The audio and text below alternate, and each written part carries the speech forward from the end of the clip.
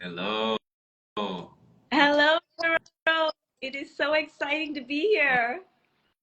Namaste, Divya. Namaste. Namaste, Jerome. Oh my gosh, Dhanyavad. Thank you for joining us today. It's a real pleasure and a real honor. Oh my goodness. I feel your energy already. You came in with the vibrancy, Divya. That's what Divya means.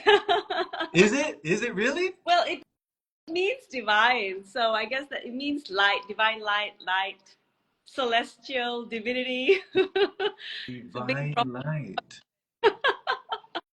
Divine light. I was wondering, so that's actually the literal translation is divine light?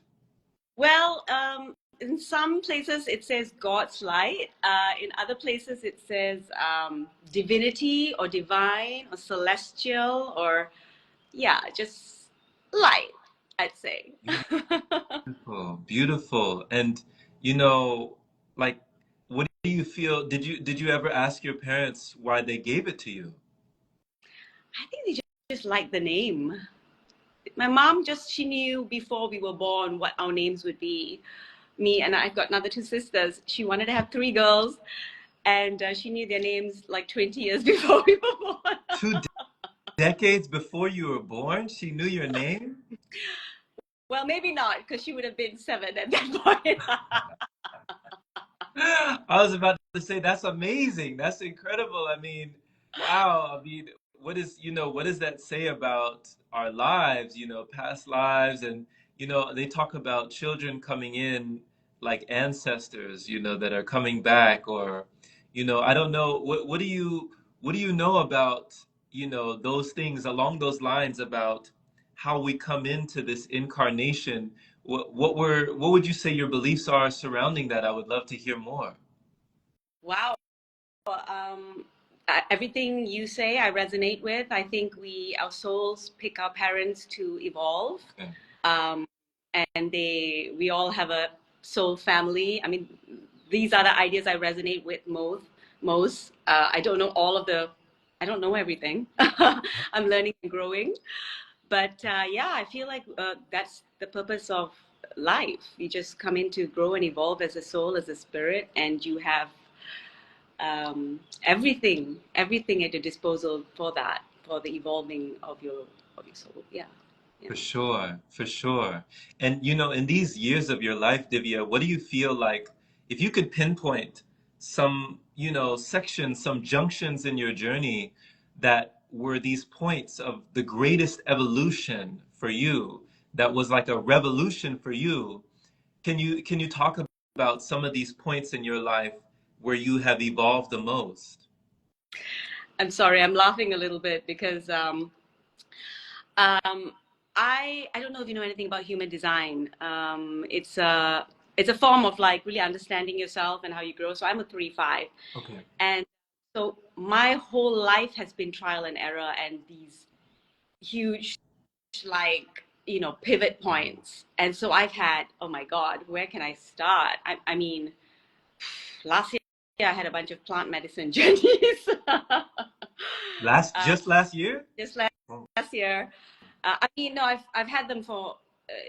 I mean, some of them have been since about 8 years ago, I guess. More frog type of medicines, and then moving into all the other types as well.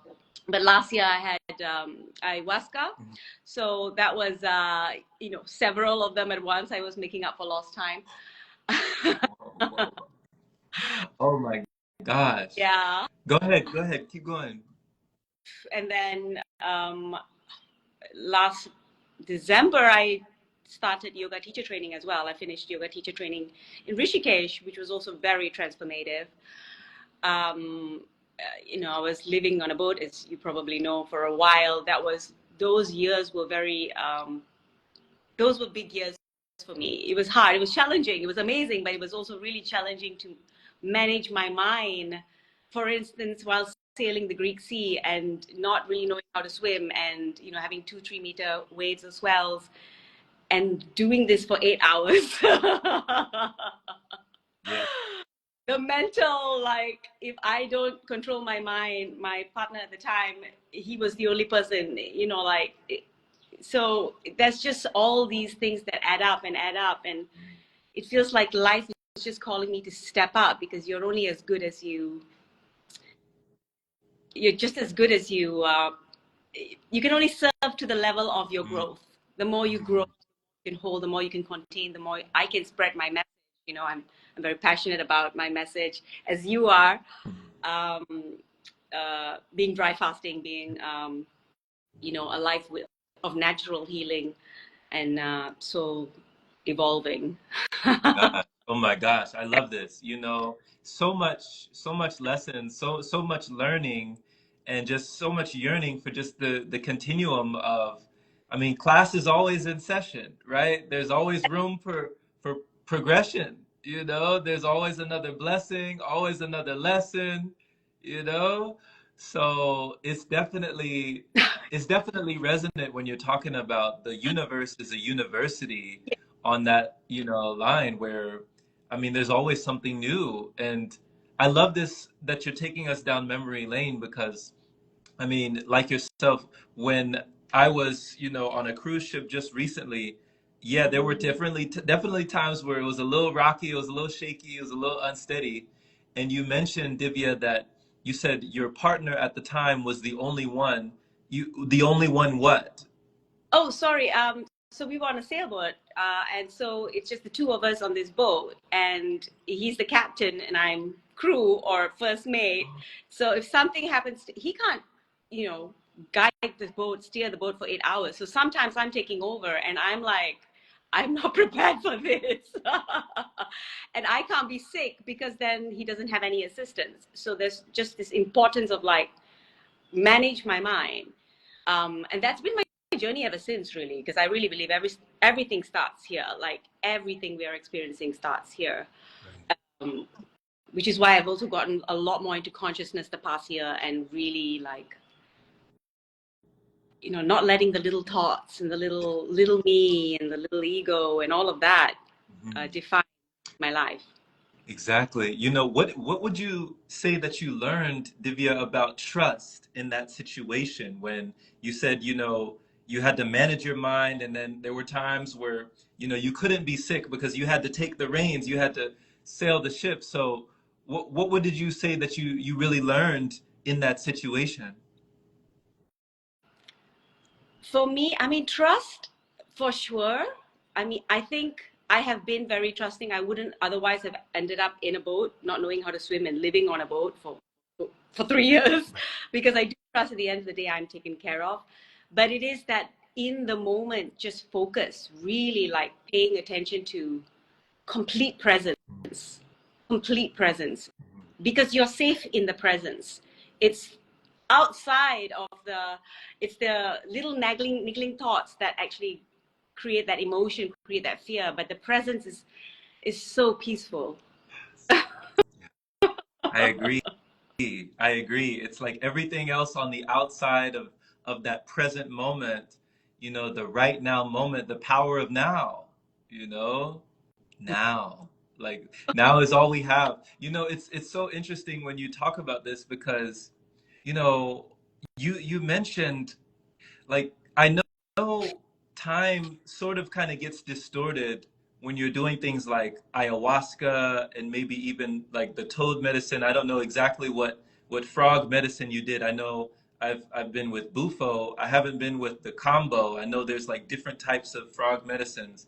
But how do you deal with the distortion of time in those environments when it seems like, I mean, what was your ayahuasca experience like when you communed with Mother Aya?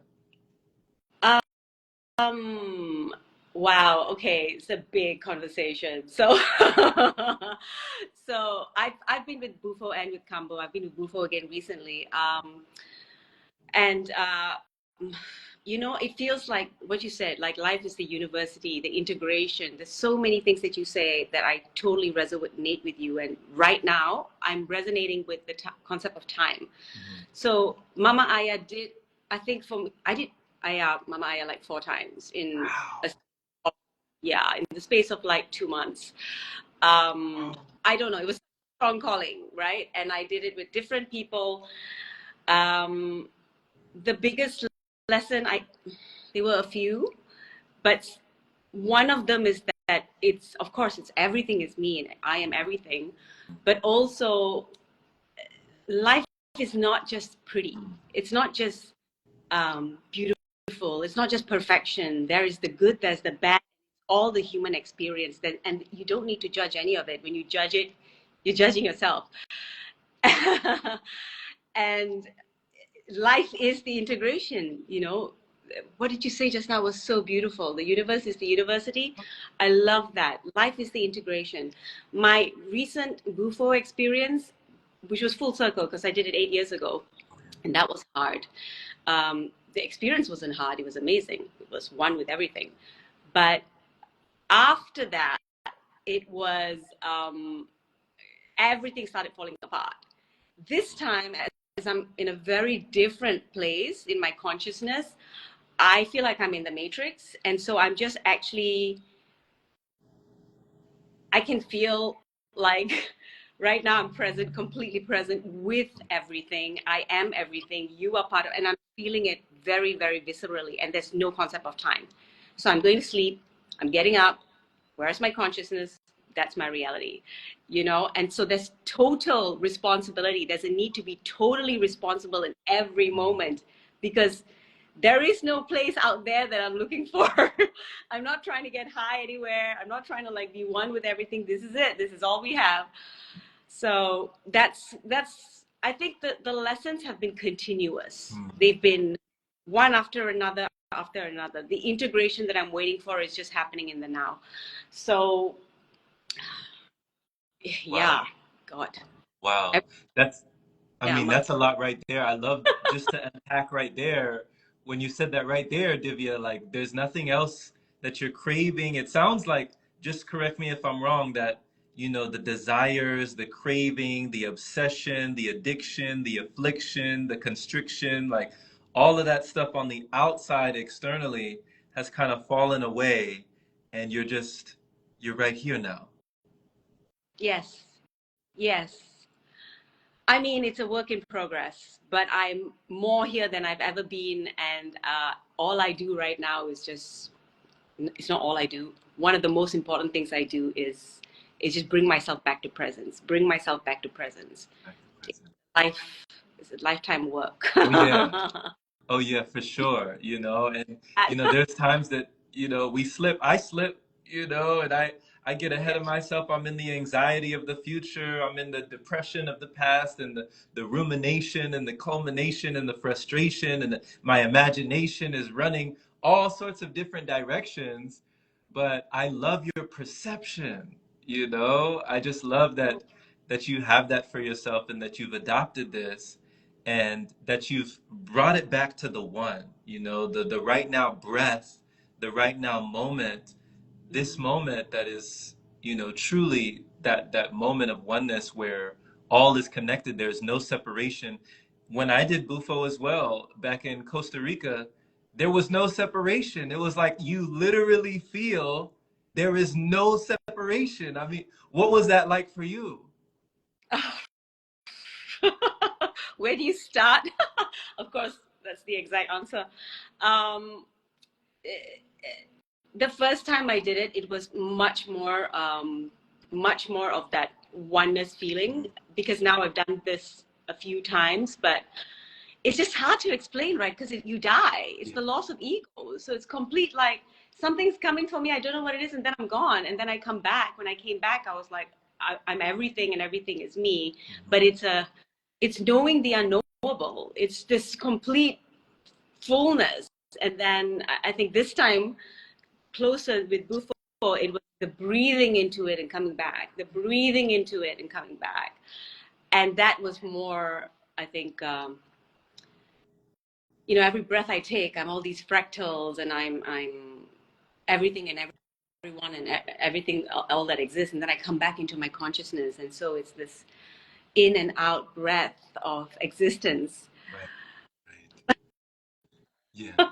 I love how you describe it, you know, like something is breathing us, you know, like just the in and out breath of the all, you know, of existence.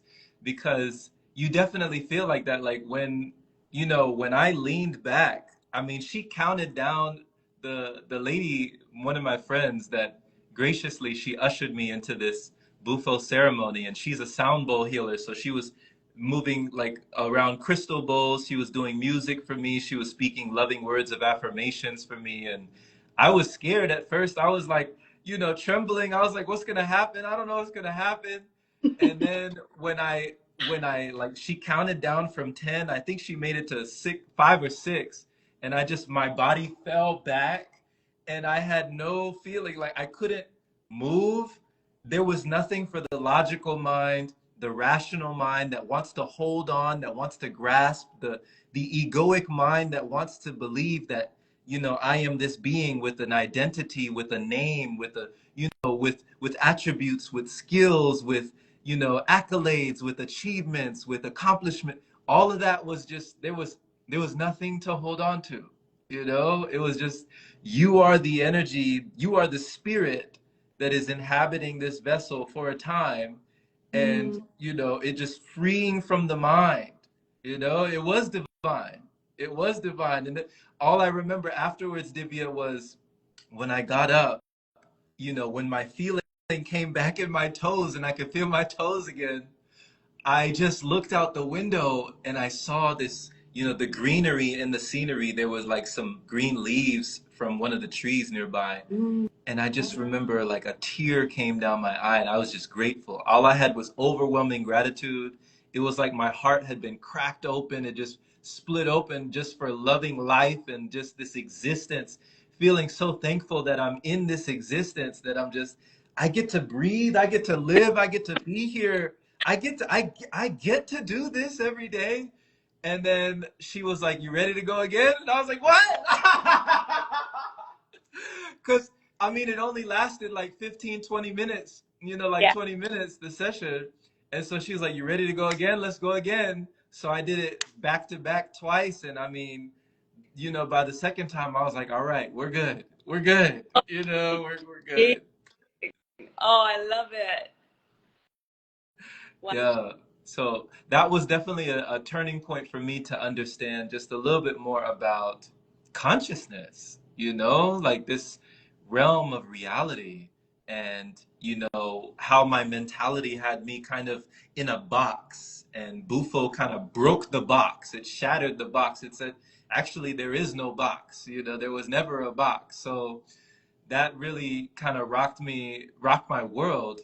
So, you know, when it comes to ayahuasca, because I've never communed with Mother Aya, I'd love to know a little bit more about what you said, the ugly. You know, we understand that there's the good, the supposedly good and the bad, and then the ugly. Mm. You said it showed you something. What did it show you that you realized that, you know, you can appreciate?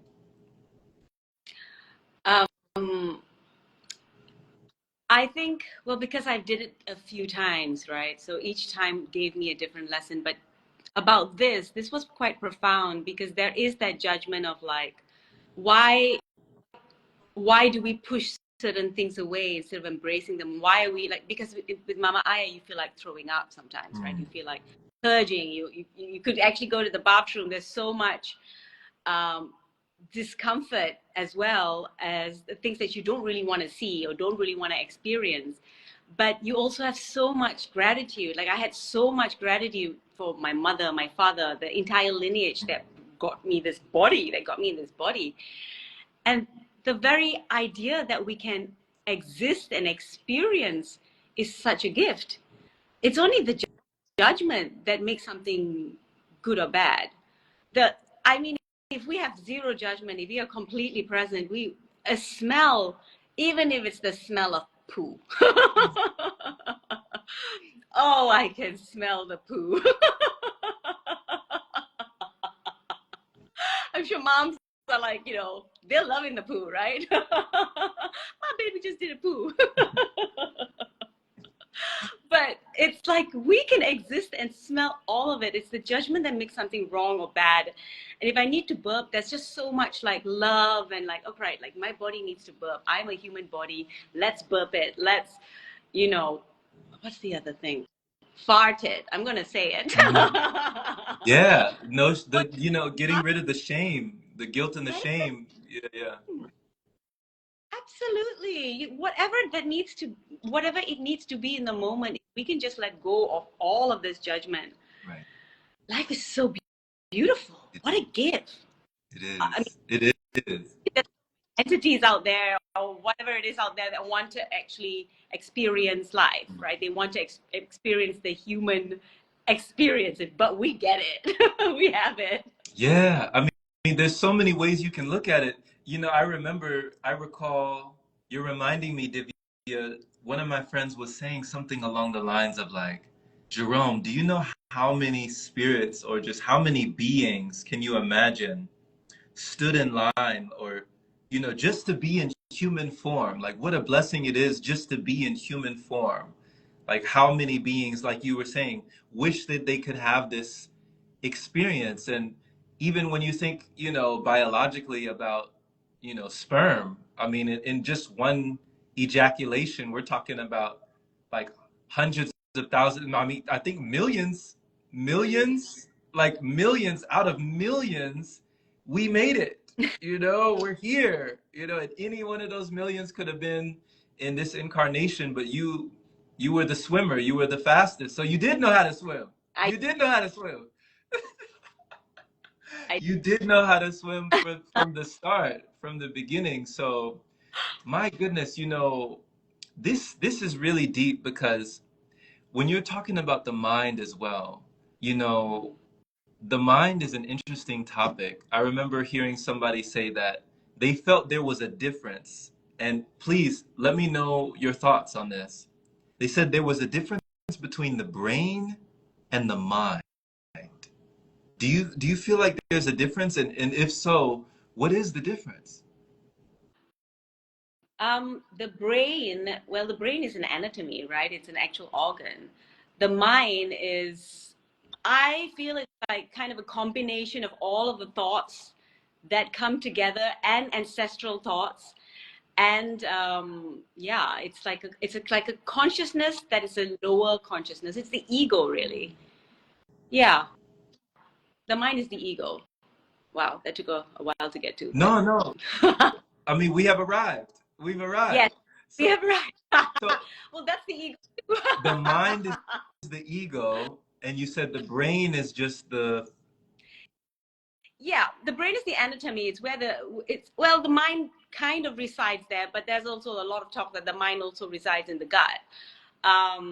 It's like that gut brain axis. So it's a combination of everything that becomes thoughts and programs. But the mind is also our helper, right? It helps us to plan and strategize. So yeah, I feel the mind is kind of centered in the brain area, and it's a combination of all the thoughts, neurons that fire together, wire together. sure, for sure. Yeah, And and speaking of which, I can only imagine that you've learned a lot about your body and mind throughout your journey because when it comes to dry fasting, I mean, I saw your bio, it said dry fasting, I think it said 400 days. yeah, yeah. So, I mean, I'm doing 400 days over, I would consider it like 24 hours is one day. So, Okay. yeah, over 24 hours. And I've done it over 5 years. So, because I drive as a lifestyle.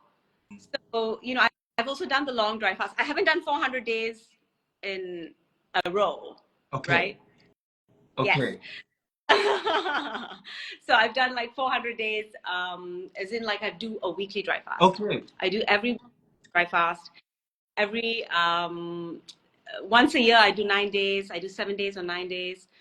Um, yeah, so it's more that it's a lifestyle that is slowly stepping into how can you get more dry fasting.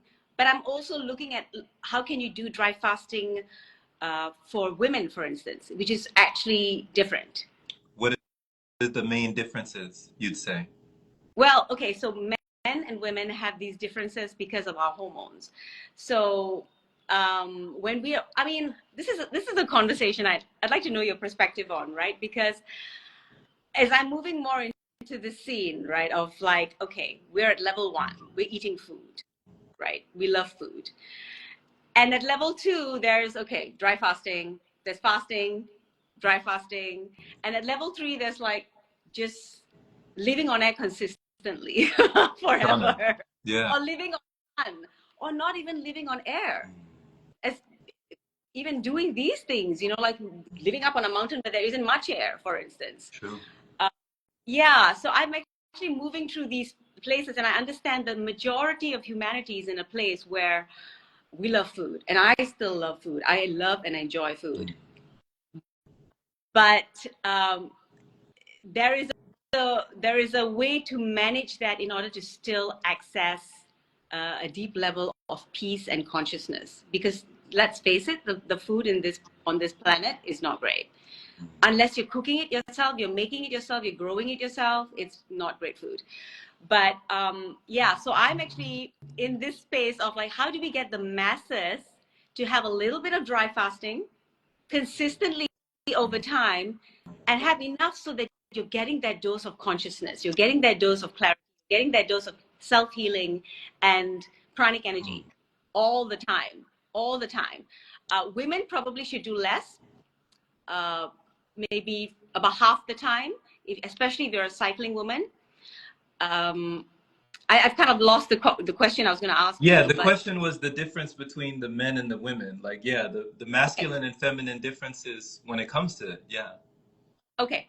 So for me, what I would say is, in this plane, if you're eating and you want to have a dry fasting lifestyle, for men, they're only based on testosterone.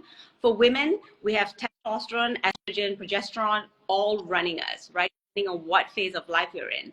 And so for women, it's really important to acknowledge that we're not just here to survive, we're also here to reproduce. For men, they're also here they're here just to survive, right? They can actually technically reproduce until they're dead. Men can technically do it, right? But women, we are meant to have our cycle change and kind of fade out a little bit. So when we fast, we have to acknowledge that fasting can increase cortisol, which is the stress hormone, which can affect our menstrual cycles. So fasting in accordance with the menstrual cycle is, especially for women with cycle or even perimenopausal women, because having the cycle is very healthy. You know, it helps us detox. It's very beautiful way to just release a lot of toxins in the body. And it's important to cycle as long as you can.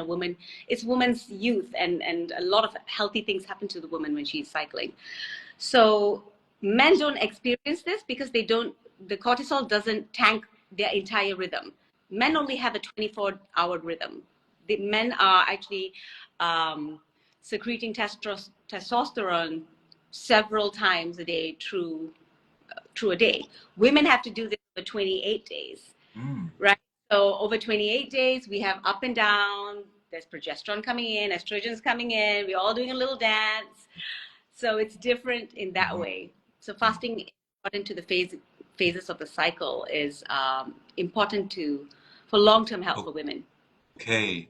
Thank you, Divya, for this piece. This is the first time that I can recall that we've discussed, this kind of piece on this topic, that, the difference between the masculine and feminine, the men and women differences when it comes to this, and things that people need to, take heed when they're fasting, especially for these prolonged periods. So I really appreciate that testimony, and just, through your own experience and your own learnings, that you've been discerning, that you can understand this, and let other people know as well who may have misunderstandings or may have been guided in a certain way and don't really understand the anatomy of their body and just the cycle of their body that is different when it comes to men and women. Because, I mean, for anybody listening, Divya, when you're talking about you're doing 7 days dry, 9 days dry, you're doing these things, and it's like, you know, for you now, you're just like a dry fasting warrior. You just, it's like easy. You know, you mentioned that you love food, like you really enjoy food. So I can only imagine the level of mind mastery, the level of, I mean, what you would have to go without food for that amount of time, for 9 days, and you love it, you know, to go without it for 9 days Yeah. when the average person on the street thinks you're gonna die after, you know, just a few days, you should be dead. That's what the average person is thinking. You should be dead. So can you talk to us about how this started? How did this journey start? So for me, I started this journey in 2020 when the pandemic started.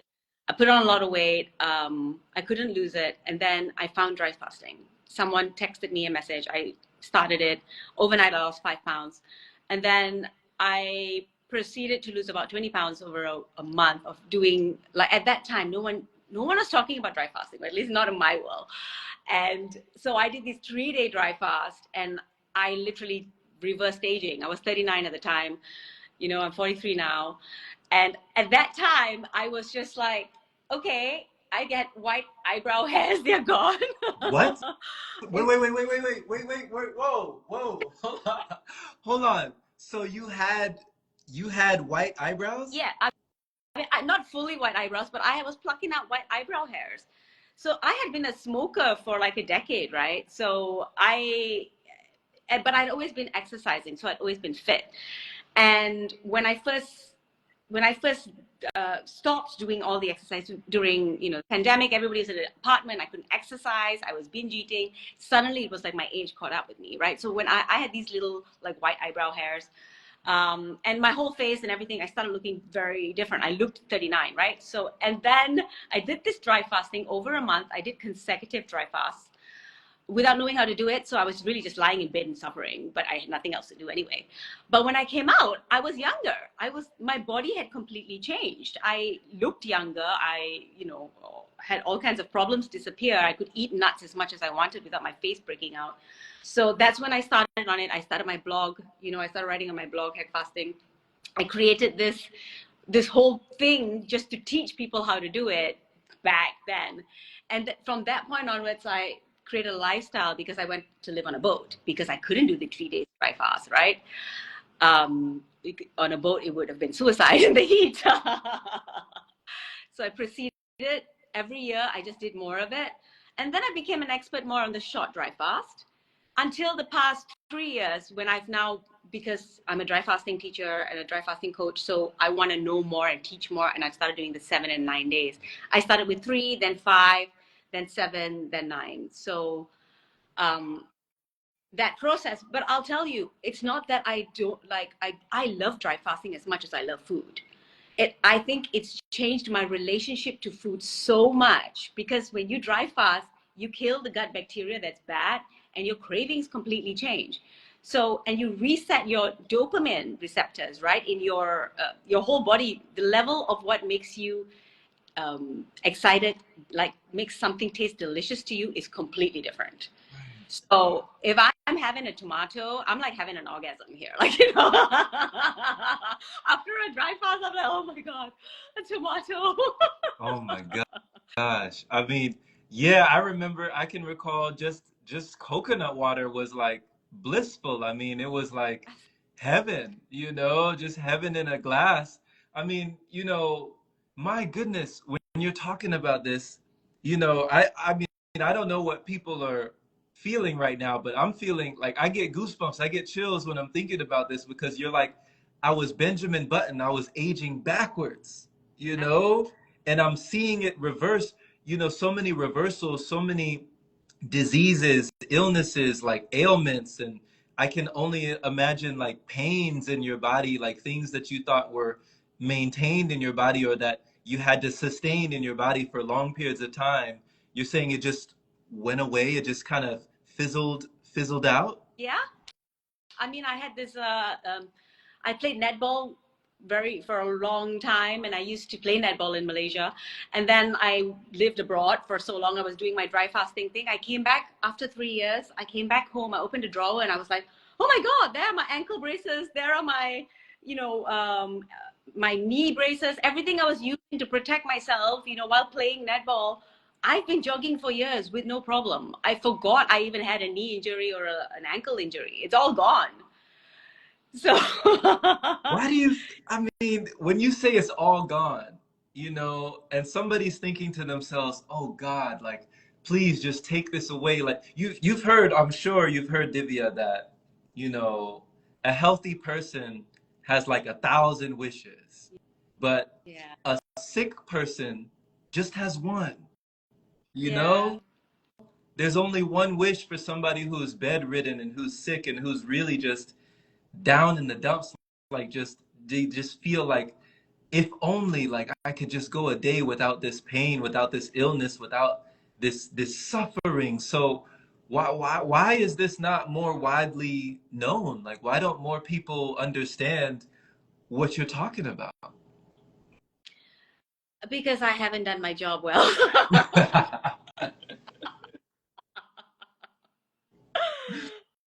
So yeah, everybody should.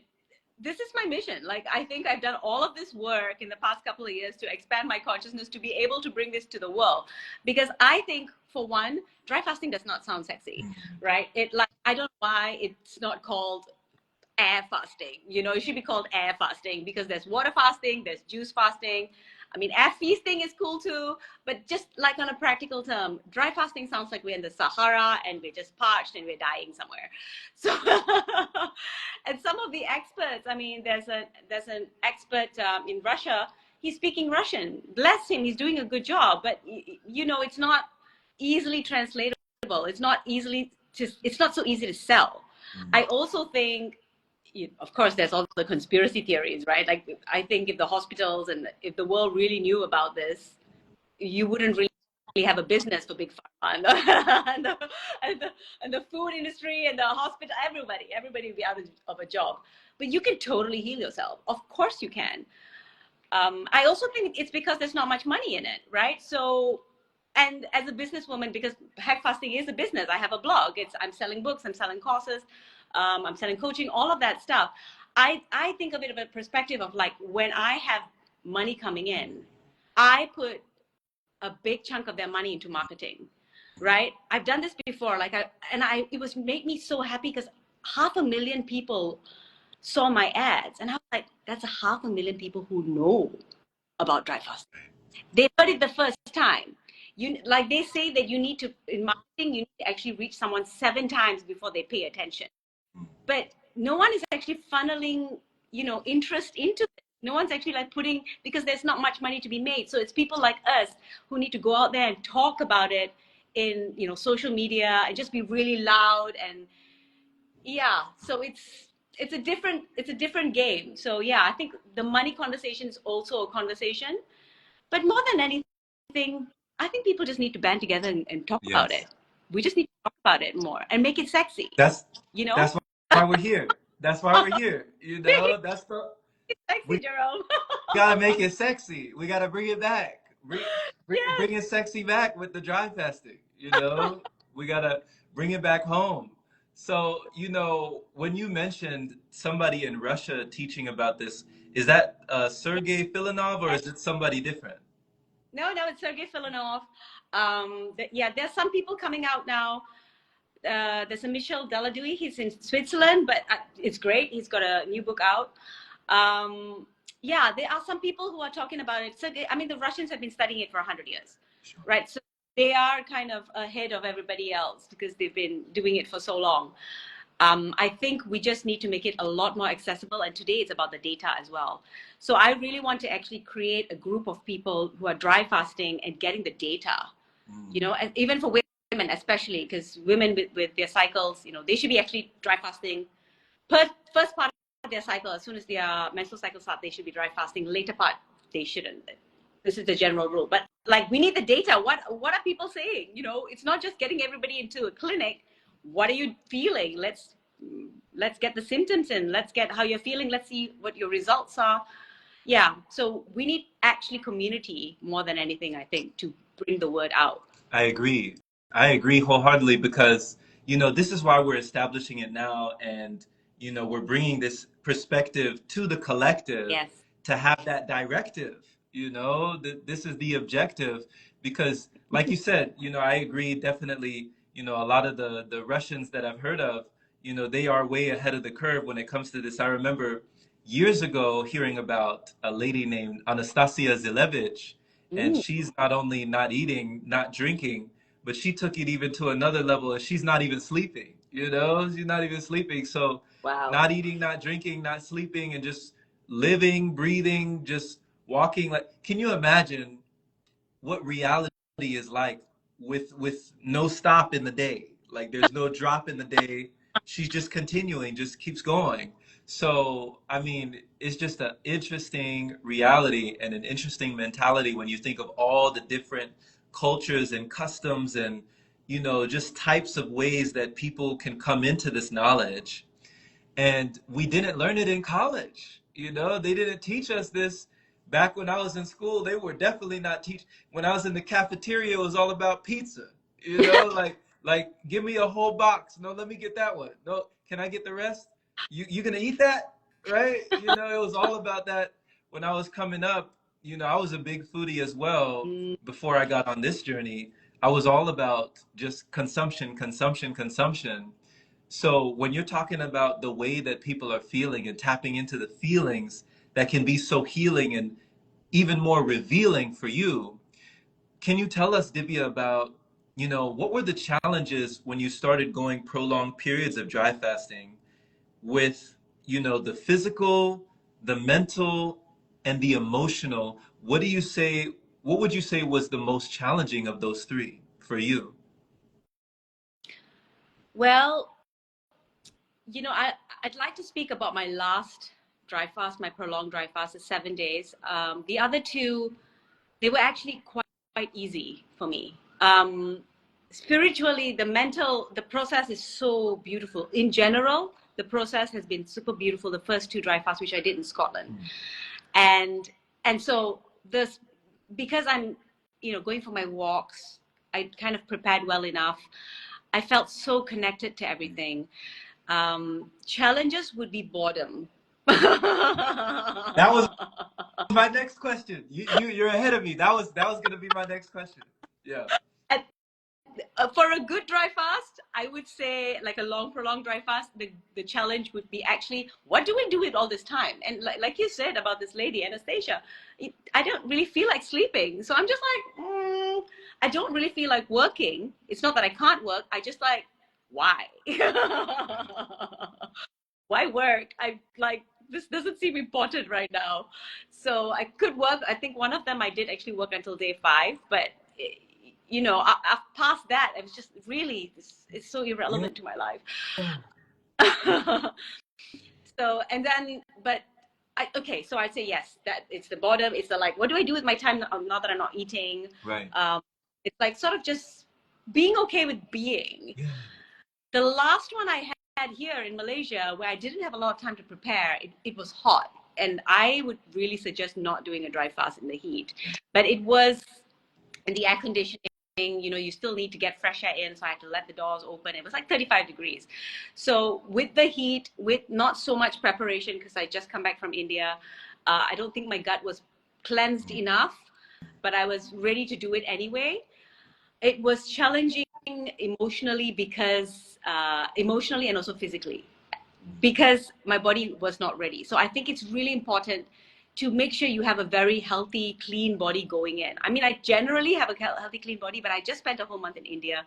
I detoxed a little bit, but I don't think I was completely ready. But I also feel it was meant to be exactly the way it was, because I used all my tricks from my yoga. So I know a lot of breath work now. I've learned mantras.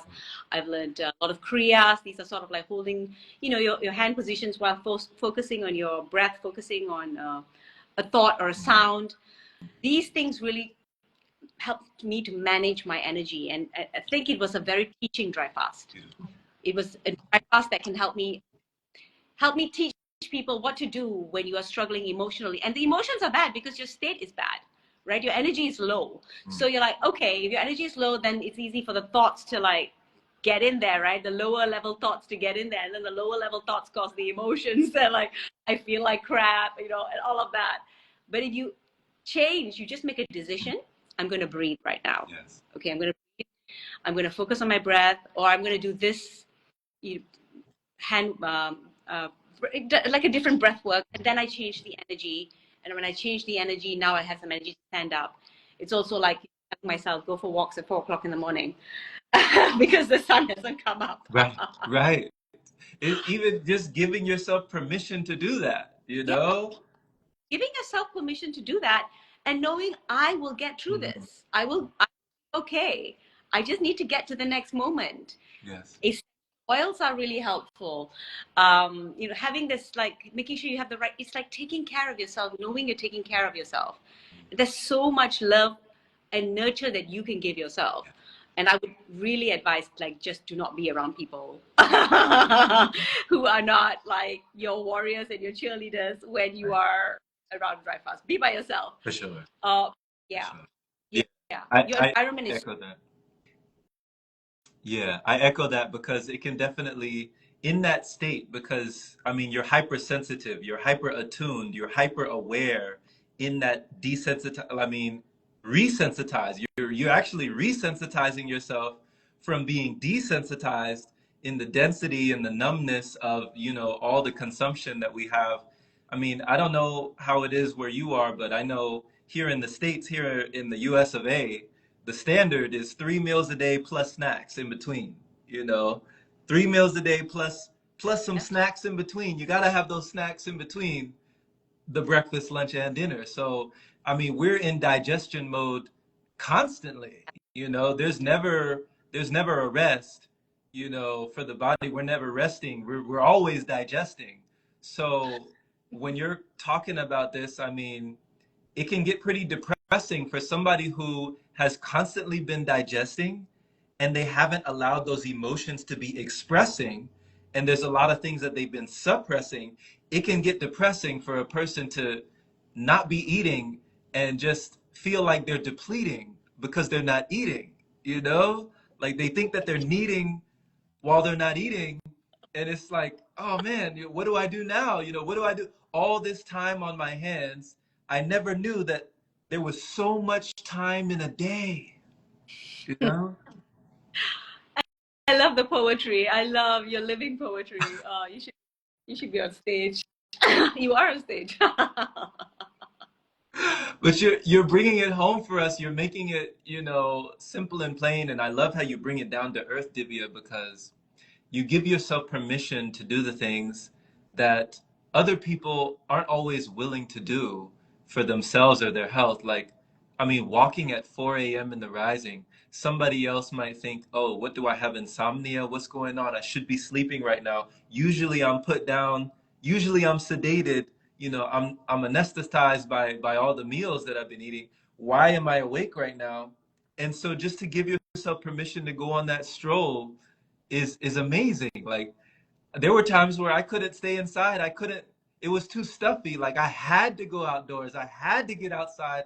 I had to smell the fresh air no matter what time it was. The sun wasn't even up yet, but I had to get out there. Yeah. No, like with dry fasting, to me, it's walking is a non-negotiable. Like Right. it's because of the way that the body produces water. The body produces water from the fat cells and from the oxygen that we breathe. We need 3 times more oxygen during a dry fast. So if I don't go for that walk in the morning, because the walk actually makes water for me, right? So we need the water. If you're in an open air area, fine, like that's okay because you're open air, right? But if you're not, you need to go out there, and the more you're walking, the more fat you're burning. That's for those who are interested in weight loss. But also, the more you're walking, the more water you are making for your body. So I always feel hydrated after a walk. And since since I can't go for a walk at like 12 o'clock or in the middle of the day, I have to do it really, really early. Yeah. So yeah, it's non-negotiable. When you're dry fasting, you gotta walk. Wow. Yeah, absolutely. Wow. So the more movement, the more improvement. That's what we're saying. We need. Yes, absolutely. Okay. Yes. And you're Beautiful. and you're getting all this beautiful, this energy in the trees, the cytokines from the Yeah. trees are feeding you. So Yes. never stop. And the sunshine. Okay, I'll stop. No, I didn't get a sunshine. no, keep going. Keep going. I love it. This is like, nourishment. Even this conversation right now is feeding me, like this is, we call this Divya, we call this conversation cuisine, Oh, you know? Yeah. it. I love it. It's nourishing and flourishing, it's like just to have that dance of dialogue where you feel fed without food, with your communing with somebody, you're talking with somebody, and such an engaging, such an enriching, such an enlightening, and such an encouraging conversation that we have here, and everybody's pitching in, with this energy. I know, I'm sure you've noticed all the love that's just going on. We got Nabiha, we got everybody, Papi Yugi, we got so many people are just showing love for you because they just enjoy your refreshing perspective. It's refreshing, you know. Your perspective is super, super refreshing as well. I'm loving all of these poetry and conversation cuisine. I need to be reading your books. I mean, there's a good bit. There's a good bit there. So, I'm sure you'll appreciate that, and I'll appreciate yours as well, because where are your books available for people? At the moment, they're on my website, heckfasting.com. I'm rewriting my book actually. So currently, it's called the Dry Fasting Formula, which teaches my method of how you do this as a lifestyle, predominantly with a focus on weight loss, but also for healing. You don't need to do it for weight loss. You can. It's a side effect, right? So it's a side effect that you can tweak, but so many people do need actually to dry fast. So you can get it there on my website. It will be out on Amazon in the next couple of months as well. So, but it'll be titled something else. So just look for my name, Divya Nambiar. Beautiful, beautiful. And congratulations on that, and just congratulations on everything that you've been doing. Like you said last year, I think you said last year you completed the yoga training? Yes, I did 200 hours yoga teacher training. Thank you. Awesome. 200 hours, amazing. So, I mean, you have so many tools. Now it's like you make your own rules. You got all of these tools, you got all of the jewels, right? Yeah. So, like you said, with the practices, the nourishing practices that you have during a dry fast or a dry feast or air feast, as you said before, when you have the practice of the pranayama and then meditation and the asanas, and now you have so many things to engage you to stimulate your body, but also engage the mind, when you're in that divine time that you're just seeing all the things that are just so interesting. It's the world gets trippy. We talked about, psychedelics. When you're Yes. going into, can you speak on that too? When you go into those long dry periods, certain things start to get psychedelic. I mean, do you agree? Yes, absolutely. I think it becomes, it's not just psychedelic, it's so connected. Like I felt so connected. I felt like Buddha, just, I mean, I'm not sure how he felt, but I guess that's what it was. But just like you want to hug everything. It wasn't so much like the trippy fractal stuff, but it was like more, I think we have DMT every time we're meditating and we're in our minds. Like, I mean, when we're out of our mind, our consciousness, we're having a little jolt of DMT. So this dry fasting, this like meditating, all of that stuff gets you in a psychedelic state. You trip all the time. We're tripping all the time. For sure, for sure. It's like this existence becomes, ethereal. It becomes like surreal, the existence. It's when there's no resistance, Yeah. on the existence, you see it. You become the witness of this existence in a whole new way. And I mean, it brings so much love and life in your day when you can see it that way. Because like you said, just with the gratitude, like wanting to hug everything, wanting to hug a tree and wanting to have a relationship, like, going and seeing a leaf for the first time, or actually looking at the bee, and actually hearing the birds, and actually watching the ants, and actually, you're seeing nature in a whole different way because you've slowed down to Mm. like this speed of wisdom, You know, Mm, like wisdom operates at like a frequency. And I feel like when you dry fast, especially for those long durations, you slow yourself down to that frequency where you're now channeling information that is, it was already there, but we were not aware, you know? yes. I also really feel every time I do these long fasts, 7, 9, yeah, if usually like after 7, there's like a whole upgrade that happens, a Mhm. huge upgrade. Like things in my life are different, people are different. I tend to do make I tend to do like different things. Like the first time I started coaching, 3 years ago, that's when I was like, I'm ready to coach, and I had never coached before. And the next time I joined a startup, I signed up for a startup and wanted to create a dry fasting app, like doing big leaps of like, oh, that's something completely impossible for me to do before.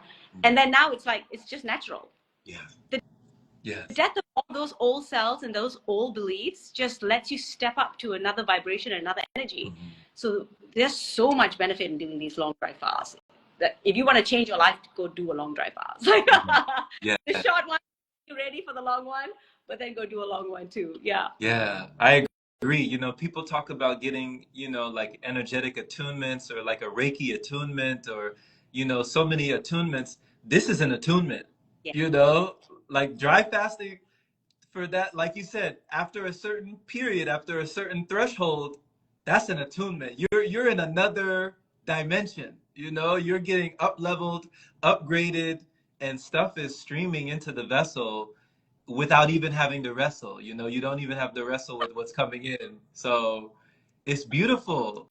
It's beautiful. It's beautiful. So we have a couple questions that, our wonderful watchers have been asking you.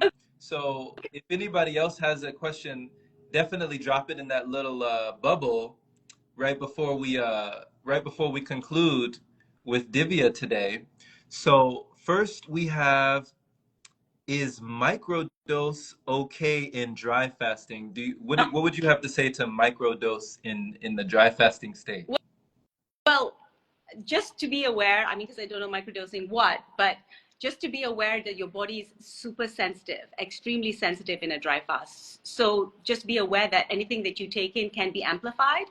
Um, I'm not against it, but I'm like, I would say make sure that you something. Generally, if your body's already adapted to something and is used to something, then it's not such a big deal for the body to just take this new thing on. But just be aware your body is extra sensitive. It does matter what you're microdosing, um, but it could work out for you. Now, I haven't tried it myself. I mean, technically, I guess, I was in a fasted state. Yeah, yeah, okay, technically, yeah, I guess I was. So that definitely probably heightened the experience. And one Yeah. of my mentors, she will never do ayahuasca again because she was in a fasted state when she did ayahuasca. Mm, She thought she died, you know? Like yeah. she thought she was out of here.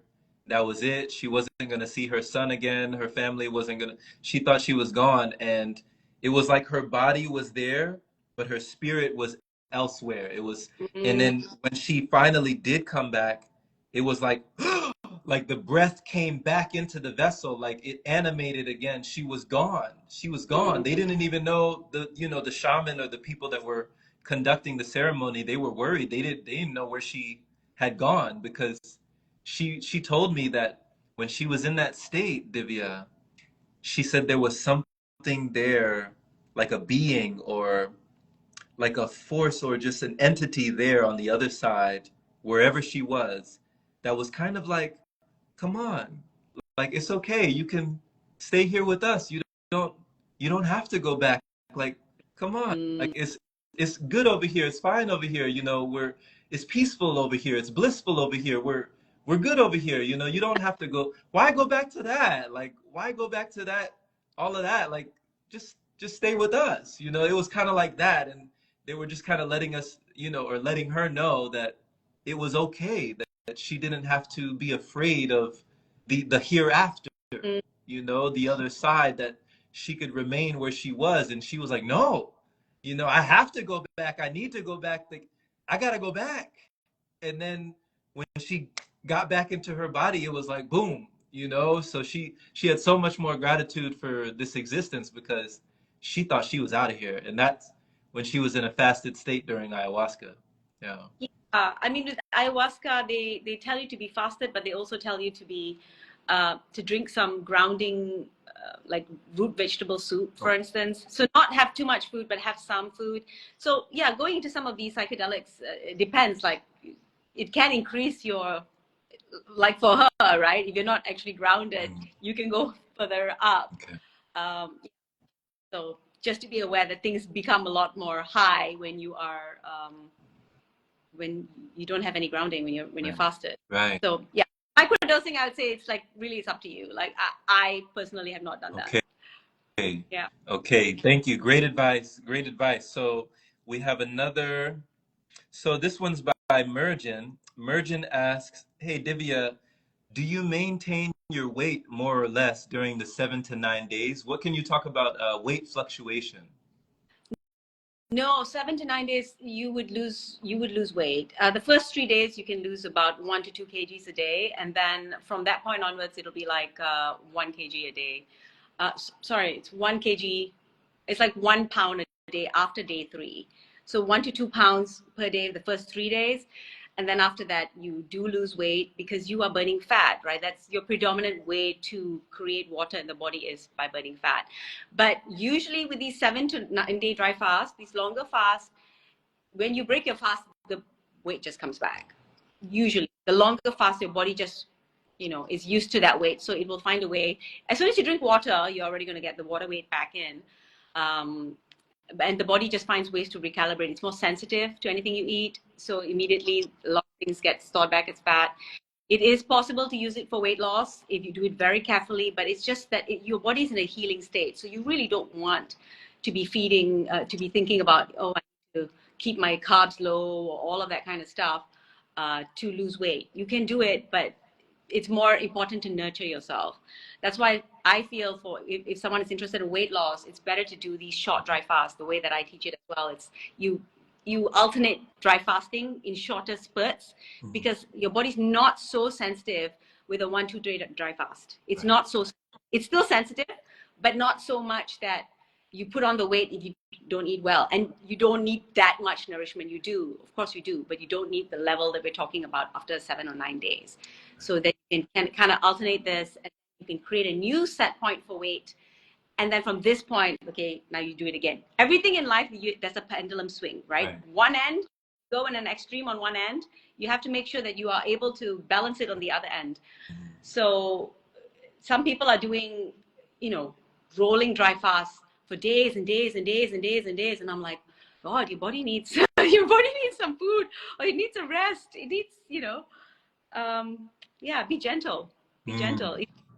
Great point. Great point. So that actually does go into the next one, which, you kind of mentioned, but if you could just touch on it a little bit more, what do you feel is the best way to break a dry fast? Because you mentioned like, drinking water, the water weight comes back and things come back. So what would you advise for breaking it, and what would you disadvise?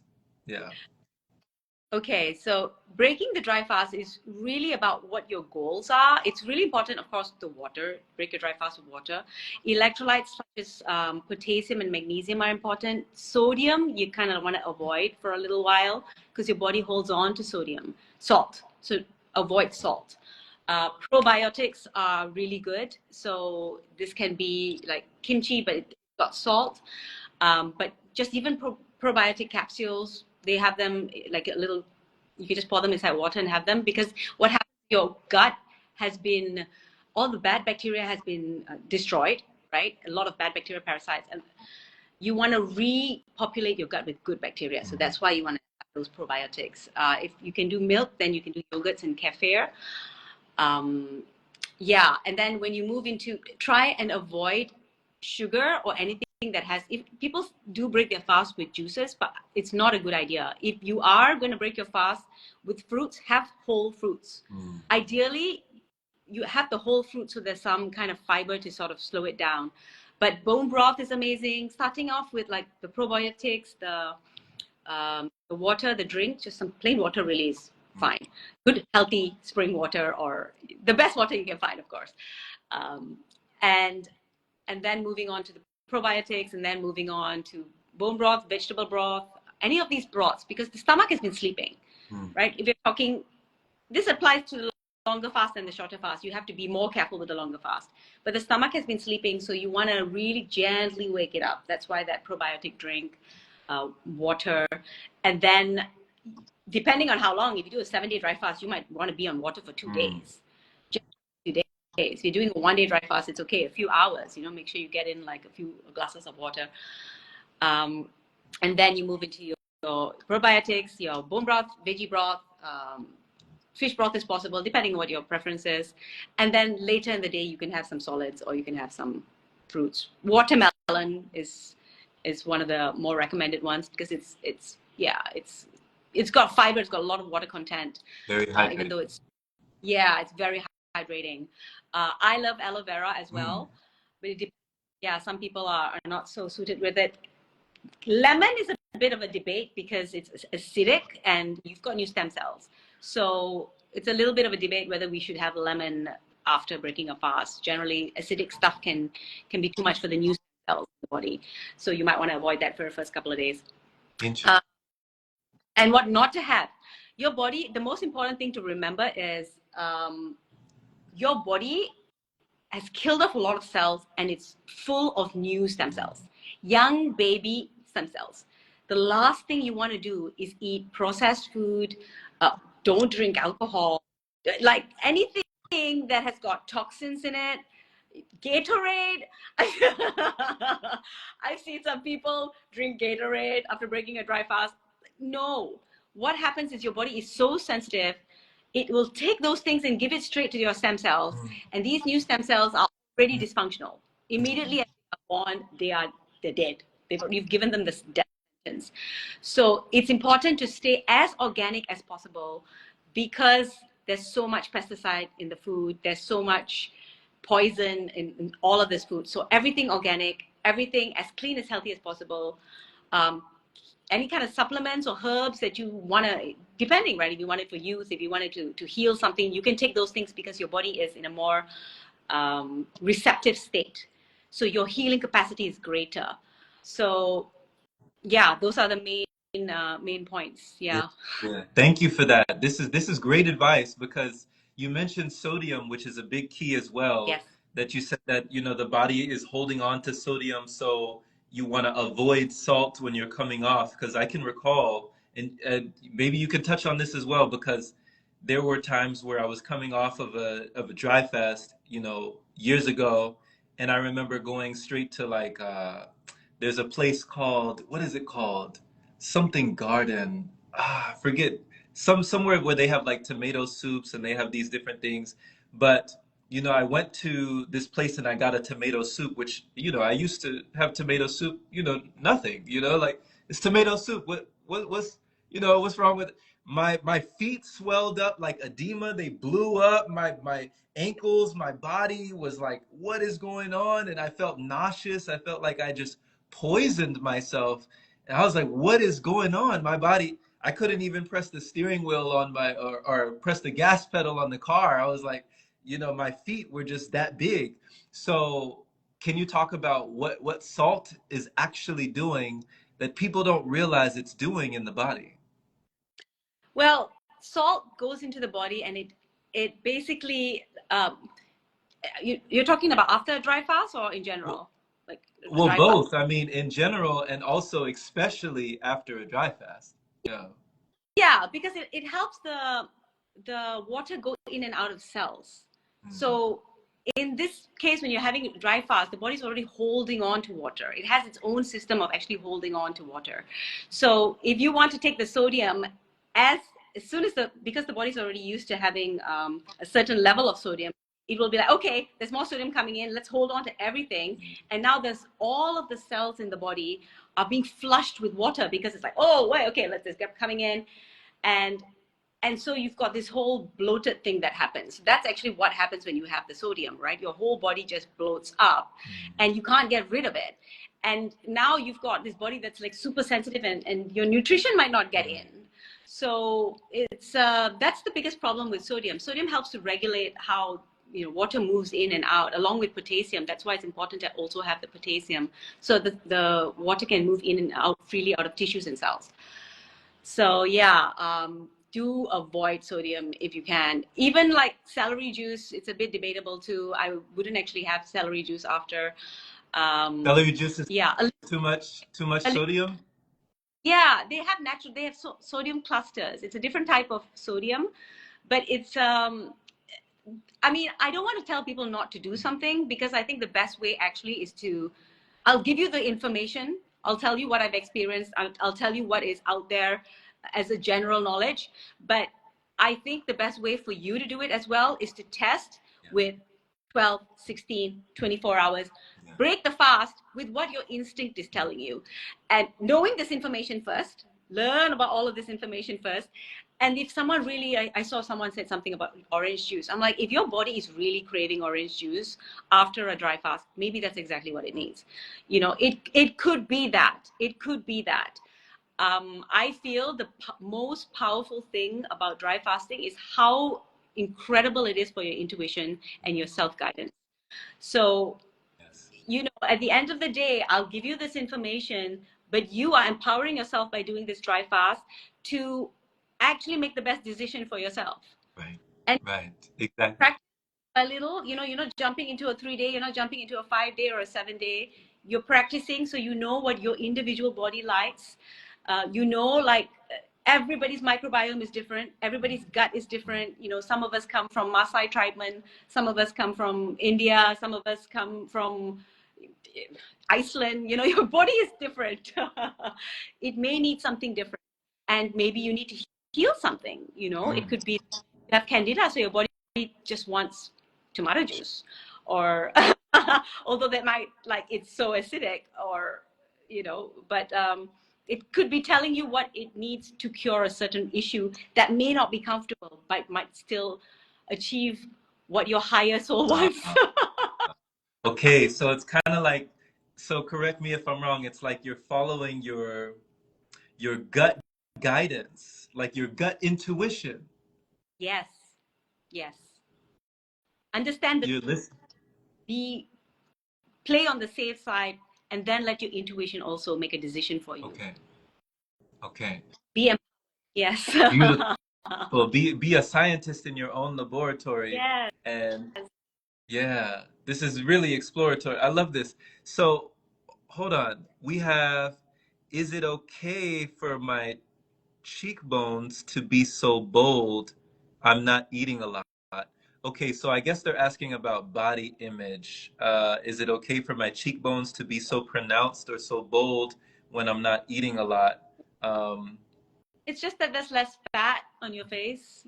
That's where one of the first places that you lose fat is your face. So it's okay if you feel healthy. Yeah. If it's a question on vanity, then you want to look good, then you got to eat a bit more.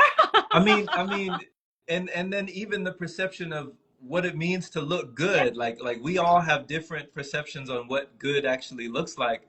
I mean, when I went from 185 to like 155 when I started my journey years ago.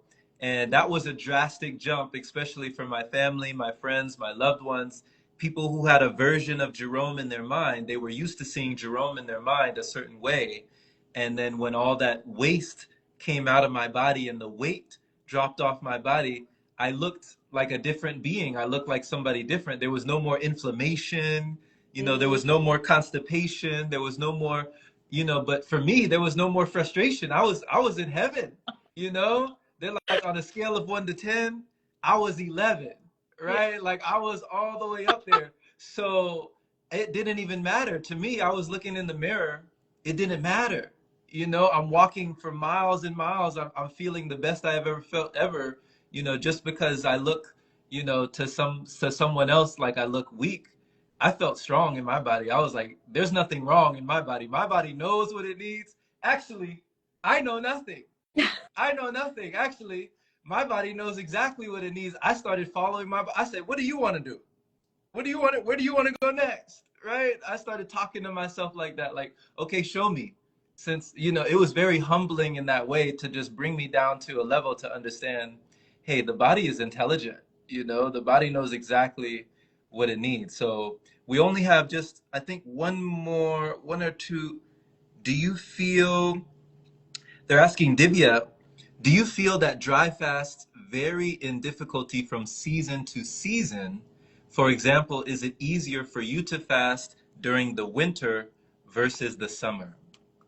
I think you did touch on this. You did touch on this, yeah. Yeah, Yeah, absolutely. you Absolutely. You want the temperature to be, you want it to be cool, under 18 degrees, above like 11 degrees.